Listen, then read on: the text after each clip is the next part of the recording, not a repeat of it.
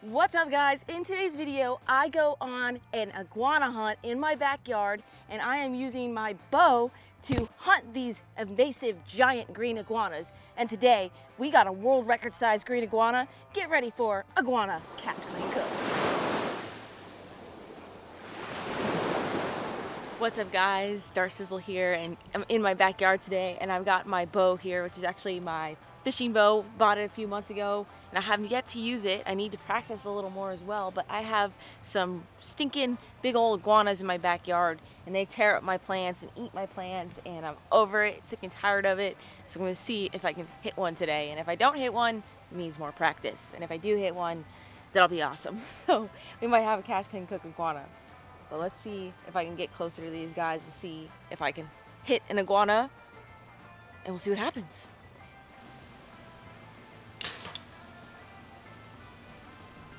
You're the worst shot ever. I'm getting better. At least it's in the target area, okay? So far, it's not so good.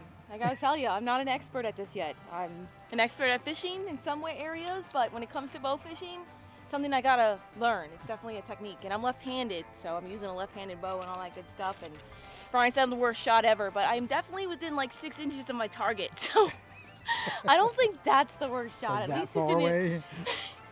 Just a little too far, and the string just keeps touching him every time, like he's just taunting me.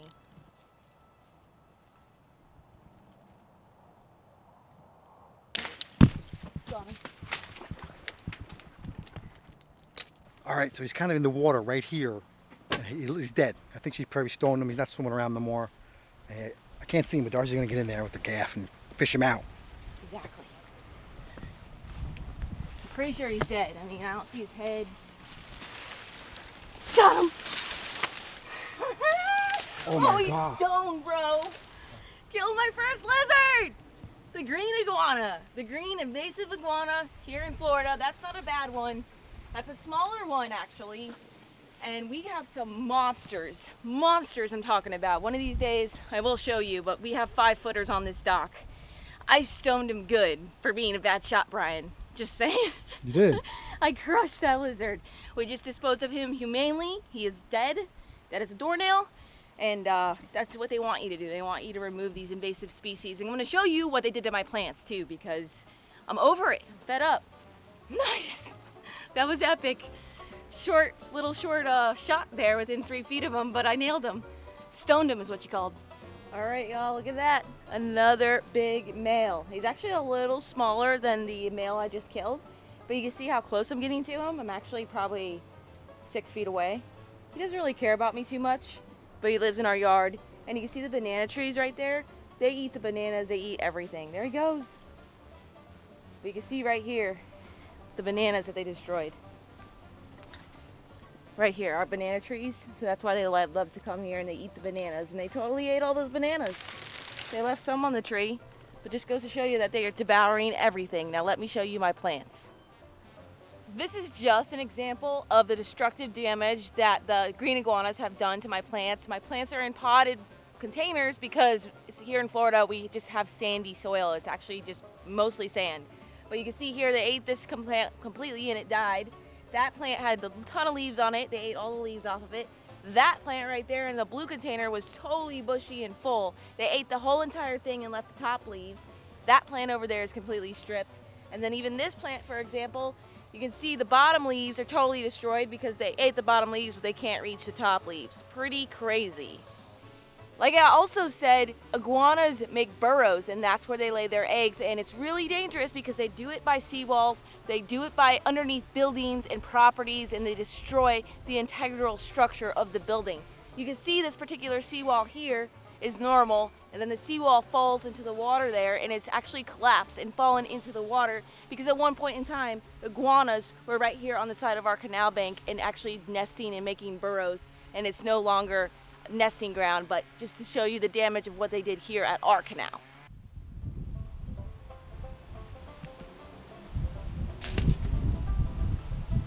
Got him!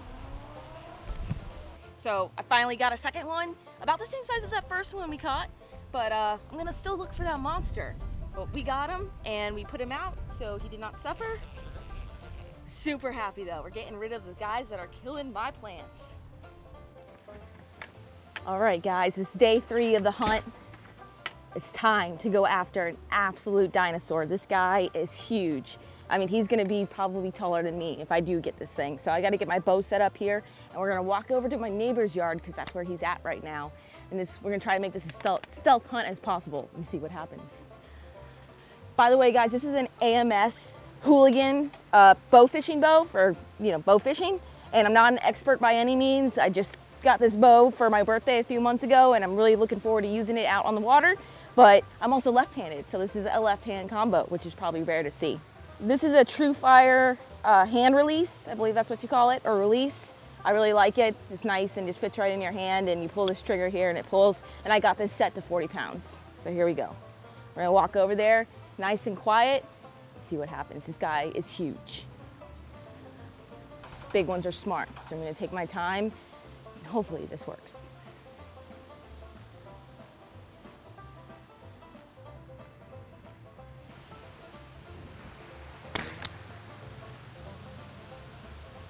Just missed it.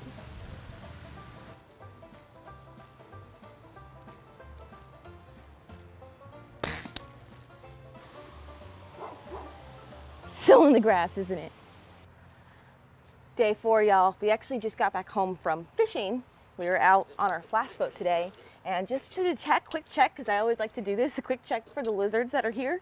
And sure enough, there is a monster hanging out in my neighbor's yard. So we're gonna walk over there and we're gonna get him.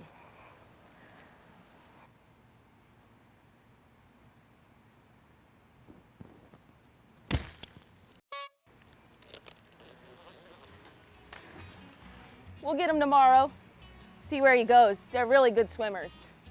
I'm gonna get him. This was my second try at the same lizard back to back, and I was a little far on the first shot, about 25 feet, just missed him, and then I accidentally pre-shot on my second drawback, which was totally my mistake. So that is a freaking monster though. He has a giant, I like to call it a gully. That's what we used to call it, this giant thing hanging down. We used to call it that as kids growing up. Gully, they move it or whatever for the females. But pretty crazy. I always get excited when I see giants, so don't worry, I'm gonna get him. I'm gonna get him. This is what I look like when she's doing this. This is to ensure a humane death. He doesn't wear that on the boat though. I don't wear it on the boat. Be careful. Do you think I could shoot him from here? You know, I could. Maybe someone else could. You could? Not you. Sucker. You can't ensure a humane death from here. That was a pretty bad shot. You're a pretty bad shot because you don't practice. Don't worry, I'm gonna make it happen though. But did you guys see that gar shot? I mean, I just shot a gar. The other day with the gar. Yeah, the other day. I hope, I say it in the video, but awful, I gotta say it again today. That day she did 1 shot, 1 kill, that was it. Yes. No practice shots, just 1 shot, fish was dead, we went home. Yes. See, watch, I get practice on this little lizard and I'll shoot him. That's how it works. Please do. When you have one animal that you want to capture and harvest, they make it really tough on you. That's what they say. We've created a monster. Stop. He's in our yard. Language. He's right behind the boat. All right, guys, we're back on the iguana hunt. It's been a couple weeks. I've been letting the iguanas chill out and leave them alone and let them get big and fat. And now there is a massive one in our yard. And this is the one I want to eat. So I'm going to try to sneak up on him. He's right behind my boat and he's slowly walking in our yard, which is a good thing. Oh my God. Oh my God. Oh my God, look at that giant. My adrenaline is rushing right now. I'm not even close to him or nowhere near shooting him yet, but I've missed this lizard a couple times in the past few weeks. And I'm no expert at the bow, but practice makes perfect. Oh my God, I gotta calm down.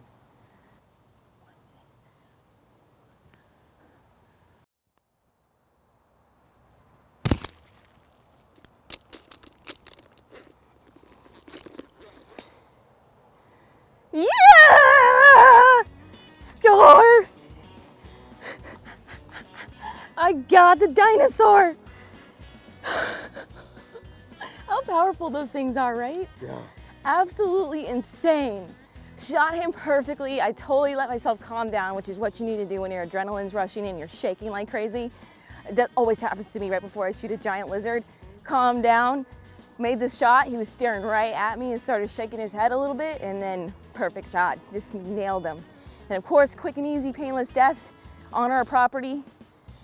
It was a really painless death, y'all. Brian, used a bat and put him out real quick.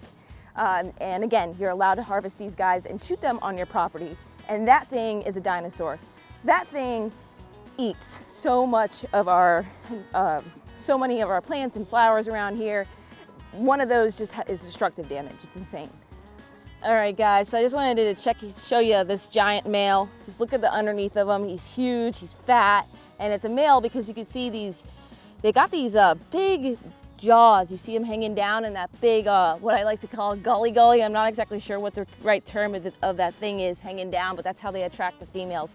So this is a huge male, and again, they're very destructive. And the crazy thing about green iguanas is the fact that this tail is huge. This tail is super long. This tail whips you if you get dangerously close to a very aggressive male like this guy was. And they also shed. Look at this top row. This is actually coming off. So I do find pieces of lizard skin in my yard, and they shed, and that's how they grow. And actually all these pieces are just popping right off. So you needed to shed this whole top layer. And they have some really wicked claws. I mean, just look at those talons. It just reminds me of like an osprey or an eagle. I mean, those things are no joke. That's how they climb trees. That's how they get away from predators. I mean, even though they don't have a lot of predators, us humans are their predators. But those things are wicked sharp, wicked crazy. And if one of these are alive and that gets you, that's not fun at all. That's gonna draw blood for sure. And even though they're really just vegetarians, they do have some wicked teeth in here as well. They don't really tear things apart when they eat, but they do actually just like kind of grab what they're eating and just kind of eat it. They don't like rip it apart with their teeth, but they do have teeth in there. I don't know if you can see that, but there's some wicked sharp teeth, rows of sharp teeth on both sides. Pretty crazy, and this male has been around for a very long time, eating everything. Look at those solid jaw muscles. I mean, that's all jaw. That's all pure power right there. So this thing, let's get a quick look of how big he is, and then it's gonna be time for him to hop into the cooler, and he is gonna get nice and cold so we can clean him up and cook him. Let's see if I can get him up. All right, this lizard's way bigger than me. All right, there, his tail's on the ground. I'm 5'6". This lizard's gotta be like 5'9", 5'10". So that is a full-grown lizard right there, full-grown belly, and like I said, they're super, super destructive and just eat everything. And they're actually, their skin is really sharp. Let me see if I can get a hold of them here. There we go. There's the big male, huge lizard.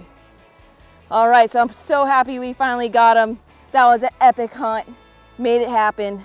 And like I said, now let's go ahead and cook them up, clean them up, and cook them up. Woo! All right, we got our world record size iguana here, and I'm gonna process him today, of course, and we're gonna eat iguana. I'm excited to see what Brian's gonna cook in the house, and I've never actually cleaned an iguana, so this is gonna be a learning experience for both of us. But the first thing I'm gonna do, actually I don't even need this, I'm gonna scrub them down with water and just scrub them, make sure there's no dirt or debris on them, and then we're gonna get to work. And I just wanted to tell you really quick, I did get a weight on this guy. I wanted to weigh him since he's the biggest one in our yard. He weighed about 18 pounds, and this is a full-grown mature male. Like I said, the average length of an average mature green lizard is about 3.5 feet to 5 feet. And this one, as you can see, was well over 5 feet. So definitely a world record lizard. And I've got a couple different tools with me. I'm gonna start with the bait breaker knife. First thing we're gonna do, remove the head, remove the feet, and the tail. So let's do this.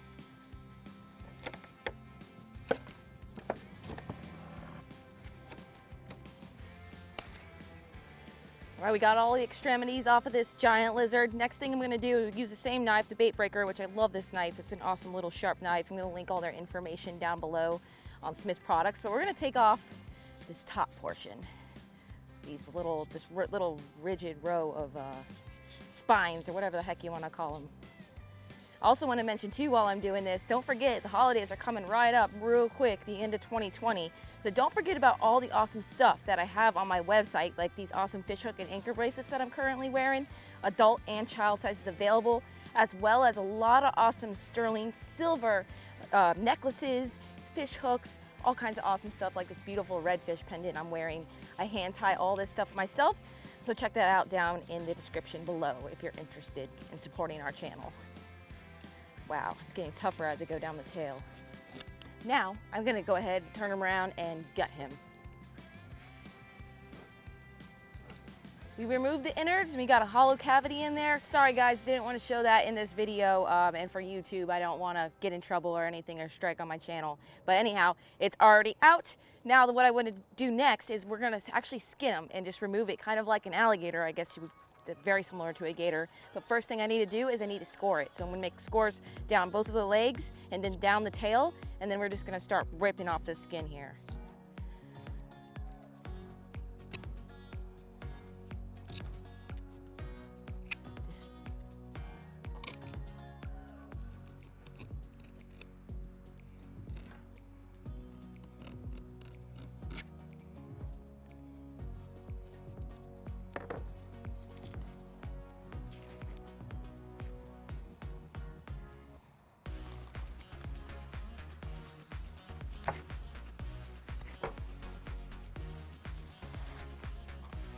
All right guys, so as you can see, we got half of the lizard skin here, almost half. It's a little tougher than I thought it was gonna be, and it might be because it's an older lizard and he's really, really big.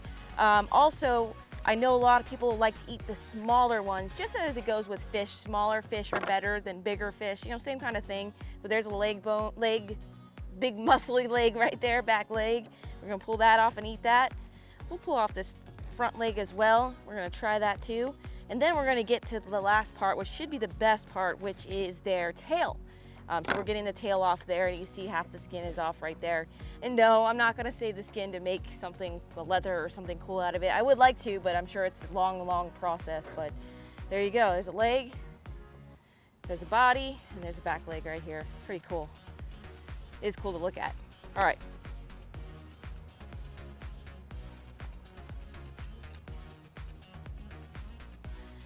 I'm just gonna go ahead and remove this last part here, this big old piece of tail meat.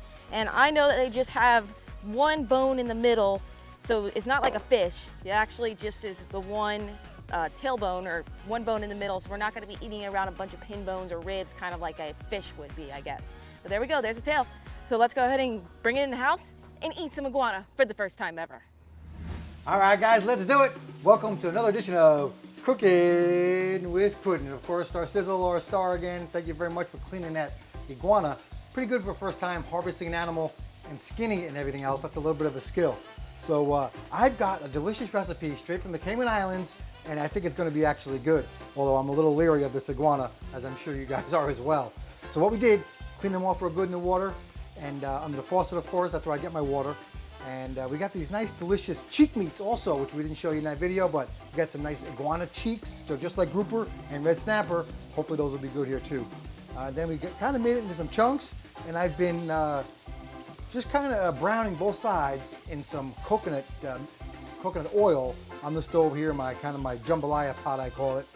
And we got that done for about 3 minutes on each side. And now I'm gonna make almost like a jambalaya or like a big broth. So I got some 3 things of broth in here. I'm just gonna throw right on top of those iguanas. We got a little bit of a mess going on already, but that's cooking with pudding. And looking good, looking good. And we're gonna throw a bunch of vegetables in there. I got onions. I got green peppers. I got one of my favorites, carrots. This is gonna be real good for my diet, guys. And if anyone's asking, I've been hitting the gym. The barbells I do mostly. I'm doing great on my diet. And this is gonna work out right perfectly for that. So, I'm gonna stir this all up. Look at that in here. This looks like a real island dish, doesn't it? We're gonna cook this up for maybe half an hour or so. We'll see you right back. All right, Dr. Sizzle, tell me how that iguana is. Land shark first. Yeah, I think a land shark to wet the whistle, and then a land shark to wash it down is the key to iguana from the backyard. We're gonna see how it goes. So I got a piece of arm here we pulled off. We got a piece of the actual cheeks, or the jowls, I guess you would call it on an alligator, but cheek meat. And then we got a piece of the tail here too. And the tail is supposed to be the filet mignon of the iguana. So let's dive right into this. I got them separated. And honestly, it all was like mostly dark meat. and the cheek meat looked a little more like white meat, like similar to chicken. Yeah. So that's what I'm gonna try first, is the jaw meat. Just cut it. Yeah, you go ahead. One thing I've noticed, you know, in a little bit of hunting we do, you know, when you get an animal out of the wild, That's a big piece. it's just not the same as a store-bought chicken or some other meat. It's all prepared and, or you know, chemically induced or whatever genes or whatever hormones they put in those things. You know, you got all kinds of sinew and dark meat and cartilage, and it's just a little bit of a mess compared to what you're used to in the supermarket. How's it taste, Sizzle? Basically broke it off the bone. That was not bad. No. I just had a piece of cheek meat. That was not bad at all. What are you doing? Well, it just jumped at me. It's still alive. The cheek meat was very good. It was a little, definitely chewy. Chewier than chicken, chewier than pork, and... Pork was a great comparison. Yeah, it was chewy, very chewy. Now, I'm gonna try. It's like tough chicken or I think pork, it's very close to pork. Mm-hmm. Now I'm gonna try the piece of the tail. I can't believe I'm eating an iguana. From your backyard. It's not bad. Huh. The tail meat, that was actually quite tasty. That was good. I'm not even kidding. That was less chewy, a little more tender. Yeah. And maybe because it was a bigger iguana and a bigger piece of tail meat there, maybe it just had more time to like get tender. But compared to that cheek meat I just had, that was totally different texture, taste. It was actually good, very, very good. And yeah, I would say it's similar to chicken, but as long as you know how to cook, you can make anything taste good. And I think iguana too is very like bland by itself. Like has less flavor than Almost wolf meat is, you know. has less flavor than like fish does, for example. Okay, now I'm gonna try a piece of the arm, the back leg. I'm sure once you learn how to cook it a little It's better or good. differently, it might even be better. It's you know? actually It's the first that was, time. the arm, the back leg was very good too. I mean, this is all very good. I mean, no complaints at all. Would I eat iguana again? Heck yes, I would. Why not? Especially when they're so highly invasive down here, and they actually encourage us to kill them. So yes, I would. Would I go to a restaurant and pay for it? Probably not. But you know, I would definitely eat it again. I would definitely do this again. I would love to go make another iguana video. Maybe to see how many we can harvest in a day's time. Try littler ones, smaller. Yeah, also smaller ones, but go ahead and drop a comment down below if you want to see more iguana hunting videos, and we'll probably leave our backyard and go somewhere else where we can harvest iguanas. But they are really bad down here in South Florida, as you guys know. They're everywhere, and it's just totally really bad for the environment. And my bulkhead. You see that? That's not inexpensive. So anyway. Yeah. But so until next time. But thank you guys so much for watching this episode. We do hope you enjoyed it. Go out and try iguana yourself. And like I said, drop a comment if you want to see more iguana videos from us. And until next time, follow your dreams and keep on catching. Cheers.